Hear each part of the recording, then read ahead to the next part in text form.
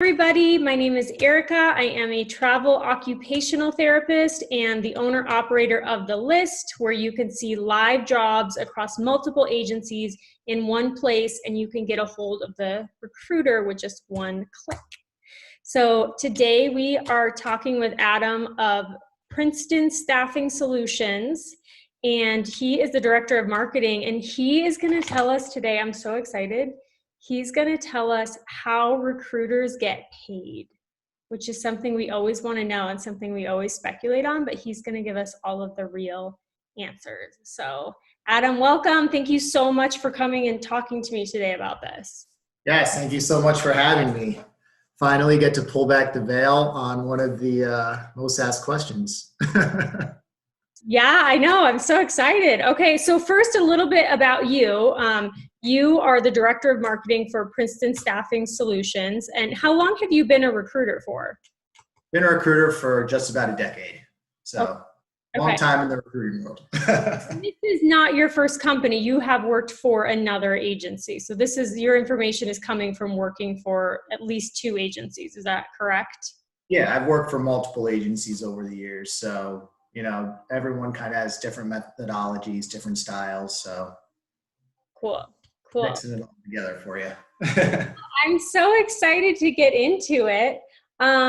Okay, cool. So tell us, how does it work? Like in our heads, we think that we know, and I think a lot of us think that recruiters just make so much money, which after talking with you about it, I realize isn't true, and it's a lot harder than we think. So how does it start? What's the base? How do recruiters get paid? Yeah.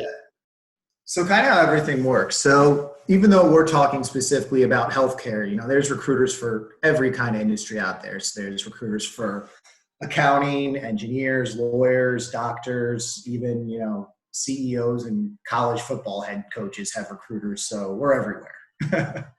So there's different styles of pay across different industries, but, starting with the basics. So there's either a salary plus commission, which is the most common. There is recruiters that work on commission only, and then there's recruiters that are salary only. So when recruiters have just a salary, obviously, they just need to have a certain number of placements each month, and they have a set salary. Salary plus commission, obviously, they have a base, and then depending on their performance, they get paid a dollar amount more. And then when they have commission only, they have no salary at all, and they are paid much higher commission levels based on their performance. So 3 different levels. Okay. Oh, sorry, go ahead. Yeah, but the one that applies most to healthcare is probably base plus commission. That's the most common, you're going to see. Okay, so if we can get into the nitty gritty and really get some information, what would a base salary be? What's a normal base salary for a recruiter? Yeah, so most recruiters start off between 30 and 40K as a base salary. Okay. And obviously that differs, if you're living somewhere like Manhattan, you'll make more to account for cost of living, but that's any job. Okay, so typically a recruiter is going to have 30 to 40,000 base salary, and then what would the commission on top of that be? For a new recruiter, if you're just starting out in this industry, you're excited when you get, $100 a week in commission. It is doing well when you're new. But realistically, most recruiters, once they get into a couple of years, you can make between, 50 and 60 is normal. And then if you have someone that's been in a long time and has a big book of business, you can make 6 figures, but that's when you have, 60, 70, 80 people working for you, which is a lot of work. Yeah. Do you mean that many travelers active on the road at one time? Correct. Yes. That's at one time. So it's you're constantly go, go, go. And, obviously with travel contracts being so short, it's a constant replenishment of getting people back on contracts. So a lot goes into being successful. So many travelers to have on the road at one time. You think about how much time you spend talking to your recruiter. If you get on the phone with them, you might touch base for an hour or something. Yeah. A lot. That's That's like, yeah, most recruiters have probably 20 to 30 travelers they work with, I'd say is average. I mean, it's, 20 to 30 travelers on the road at one time. yeah, like that. If you're a tenured recruiter, you've been doing this, 2, 3, 4, 5 years, having 20 to 30 is about normal. Hmm. Okay. And then, so how does it work? You need to have 20 to 30 is a typical, like how are you compensated for having us on the road?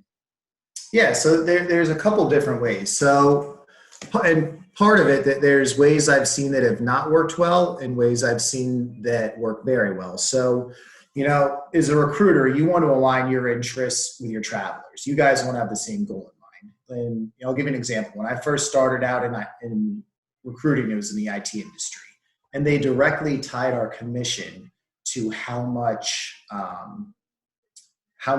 money was being made off the IT professional working each week.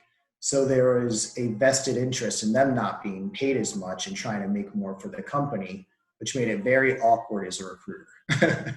Yeah, um, good. yeah. So what I've found works very well and how we do it is, recruiters are paid based off the total number of hours that their travelers work. So that way your recruiter is on the same page as the traveler because they fight to get you more guaranteed hours and have you work, which normally, you want to be working as much as possible. Right, right. Okay, so your company, in order to pay you, they track every hour that we work. So if we work 38 hours one week and 40 hours the next week, they're tracking all of that, and you're making something on each of those hours that all of us under you are working. Is that right? Exactly. Like it's easy to run an hours audit just based on every traveler's timesheets for the week and set up the hours. Sure. Okay, cool. And then of those hours, like what does a typical recruiter earn? If I work 40 hours in a week, what do you earn per hour that I'm working?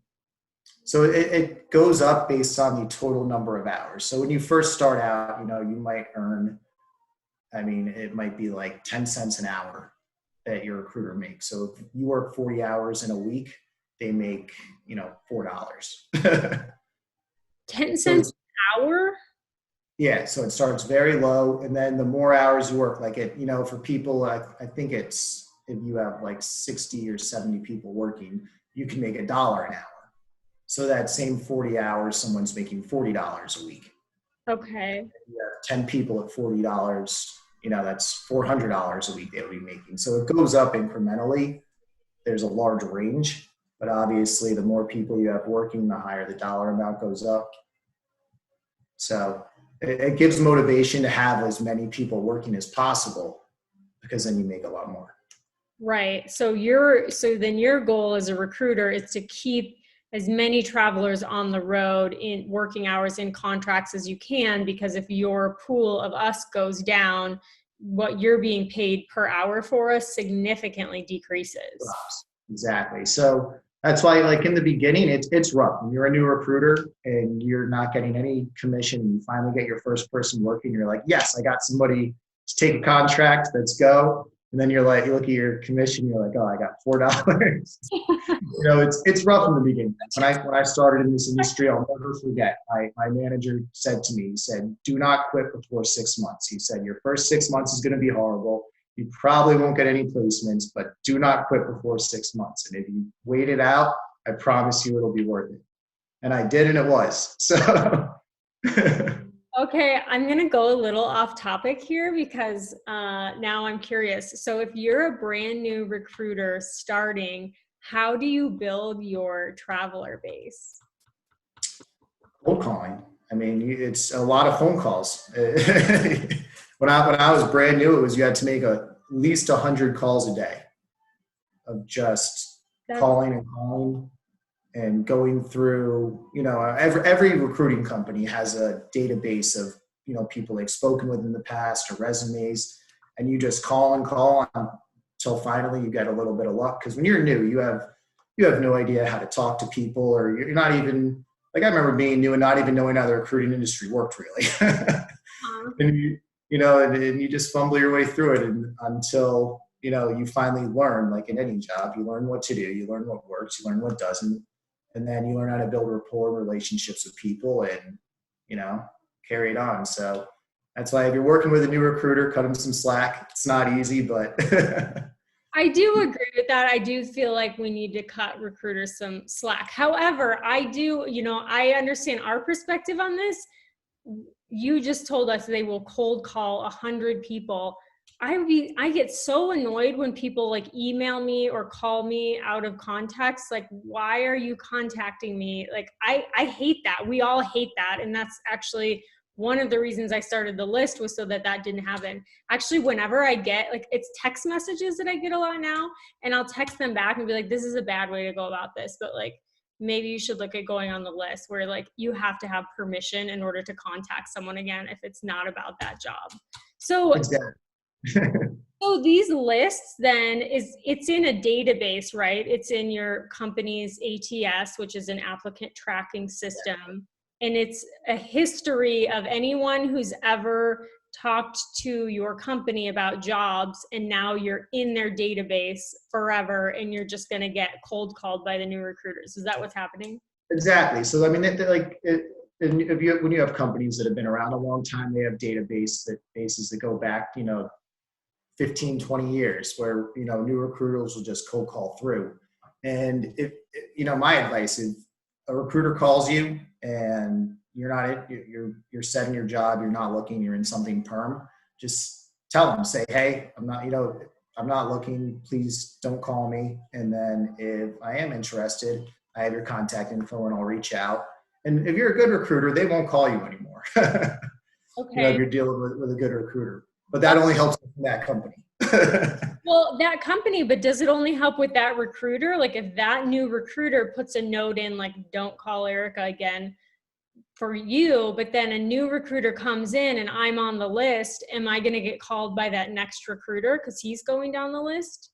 They should see a note that says, do not call. Like whenever someone says, I'm not looking, I'm not interested in a position, in the system, it should say, do not call, they're not interested. And unless someone doesn't read that note, they shouldn't be calling you.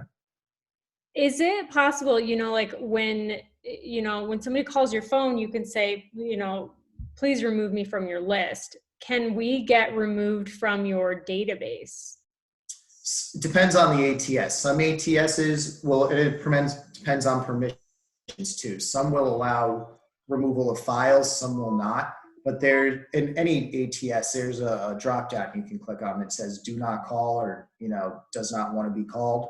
And once that's clicked, at least in our database now, once that's clicked, that person doesn't get contacted. So that's how it should be. I know not all agencies abide by that, and some will just keep calling you and getting you through the process. But you should be able to, at least make it very clear that you're not in the market, you're not interested, versus the best way that I've found to build relationships is when somebody actually has applied for a job, because then it's very warm and they're looking. Cold calling, I mean, yes, it's a little bit of luck to find somebody that's interested, but cold calling is something that I personally despise and hate. I think it's awful for both sides. I mean, I'm sure whoever's doing it doesn't want to be doing it. And generally, if we're receiving the calls, we don't like it. I mean, it has to work to some extent or you guys wouldn't be doing it. But I think it's not great on both sides. Yeah. I mean, I think if you are, you have a position open and there's someone you haven't spoken with in 6 months, and, once a large amount of time has passed since your last contact with somebody, normally I'll just shoot them an email out, because an email is pretty unintrusive. If you're not interested, you just don't reply or say no.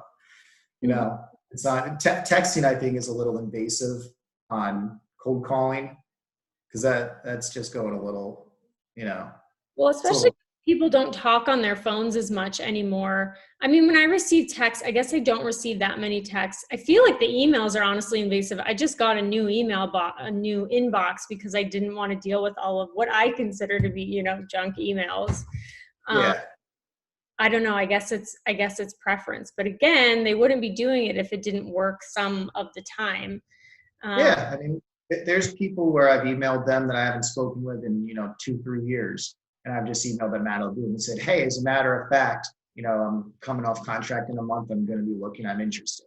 So there's many times where you reach out and it works out great, but it's unfortunately it's there's so many therapists out there that it's a numbers game. Sometimes people are going to be interested, sometimes they're not, and then the only way you're going to find out is to reach out. Well, and I think that the difference here is like, if you're talking about calling a traveler that you've already worked with, like I'm happy to hear from any of the recruiters I've worked with before. But Yeah. it's different when you're just in a database from 3 years ago and you're being called. By the way, just so you guys know, any recruiter that is represented on the list signs a contract that they cannot contact you again unless they get your permission. They cannot contact you about any other job unless they have permission from you to be called and put in the database, just so you know, and so we're clear. Because a lot of the other sites, you'll just get funneled into the database and now you're there. Now you're going to get cold called. So we protect your data, and that's why you connect directly to the recruiter through their phone number and email. You don't have to go through me. It's a you and them thing. And if you want to move forward together, then they can put you in their database. So just Yeah. making that distinction clear. And that's why the list is so good, because that's the way to go about it is, you match with a recruiter that you have a good relationship with, because above and beyond anything, that should be your first thought is, do I get along with this person? Do I like this person? Do I think they're going to take care of me? Do they have my best interests in mind? Do they care about me while I'm on the assignment? Are they going to answer the phone? Those are all very important things that need to be discussed, when you're looking for someone to work with. So that's why I like the list, because it's able to let us match up with people that actually want to work with us, that, above and beyond being interested in the job, there's that personality match. And, getting back into the pay, actually, that's another thing that's important. So, you might see the same job listed with 3 different agencies. And if you're a recruiter and you have not built up a relationship, or you're a therapist, you haven't built up a relationship with that recruiter yet, call those 3 different agencies and see which one will pay you the best rate. Because even though we might all have the same job posted, there might be 3 different pay rates available to you. All companies don't pay the same. Yeah, So absolutely. And it's just like the video that we talked about with Jordan, where we said each agency has a different range of how much they keep from the total pay package. Some agencies could keep 30%, some will take down to 15%. So that difference is directly your pay package. So whatever the agency takes off the top, you get the remainder of that in your pay package. So it does make a huge difference. And definitely agencies, there's a big range, between 15 to, I have seen up to 30% that they will keep. And so it can make a big difference based on how much the agency's keeping. But your recruiter, I mean, tell me if I'm wrong, I think the recruiter can also wiggle that percentage number to get you to take the contract. Is that right? Yeah, every recruiter has play on how much they can give you. Sometimes the recruiter, so not all companies, when agencies get contracts in place with the end client, the rate might not be the same for all agencies. So there might not be the same money to work with on the client side, but that's why it's always beneficial for you as a therapist to call, you see the same job posted out all over the internet, call several agencies that have it, see which one will give you the best pay package, the best benefits, what fits your interest best. And then just don't have them all submit you, obviously. Only have the one you choose submit you, so you don't get double submitted. Right. Definitely be careful not to get double submitted. And I don't want to get on a tangent about this, but you said that not all agencies get the same rate of pay for the same job. Is that because it's through an MSP? Not even through MSPs, even direct clients. There's contracts that might have been negotiated long ago with clients where there's a set bill rate in place, and newer staff have come along and gotten that contract in place years later, and there's an updated rate, which much may be higher or lower. So Okay. that's something I have seen where some agencies are able to pay more. And I've told therapists straight up before where they've come to me and said, you know, this agency can pay me $5 an hour more as a 1099 versus W-2. And I've said, if benefits aren't important to you, you know, go with the other agency. They will pay you more if you don't need benefits through us, and 1099 is better and they have a higher rate. That's best for you. Take it. Okay, that's good to hear. And I do want to talk about 1099s, but I feel like we should do it on a different video before we go down that rabbit hole. But Yeah, another. in. So this was, I don't know if funny is the right word. I saw this on Facebook today in one of our travel therapy groups.